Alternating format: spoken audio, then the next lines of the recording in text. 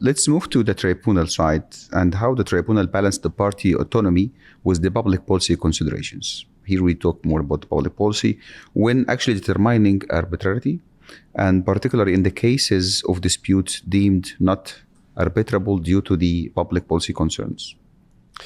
Yes, this is a relatively exceptional circumstance, but an important one when it does arise. Vast majority of cases, the question is interpreting what the party's contract means without reference to overriding notions of mandatory law, rules of mandatory law, or principles of public policy. Neither party argues this provision of the contract is invalid or unenforceable because of national public policy. Nonetheless, there are cases where that arises. Liquidated damages provisions, non-competition provisions, other types of contractual restrictions may be challenged on the grounds of public policy.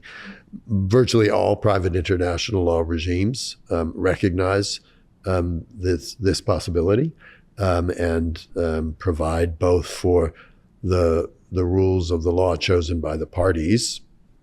Assume the parties choose the laws of state A to govern their contract, the public policy of state A to override some contractual term of the party's agreement, or in more limited cases, the laws of some other jurisdictions. The parties choose the law of state A to govern their contract, and one party says the public policy of state B or state C overrides some provision of the contract, even though the laws of state A, the public policies of state A do not.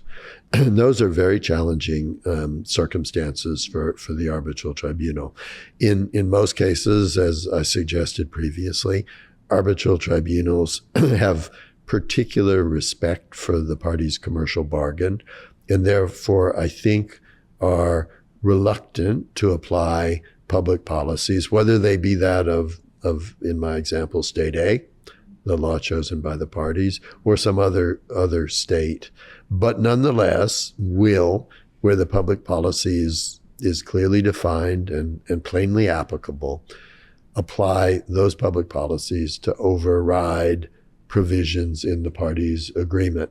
There are some who argue that arbitral tribunals should not do this, that arbitral tribunals are purely a creature of contract, and that they're not mandated to apply mandatory law or public policy. In my view, that's incorrect, that's inaccurate.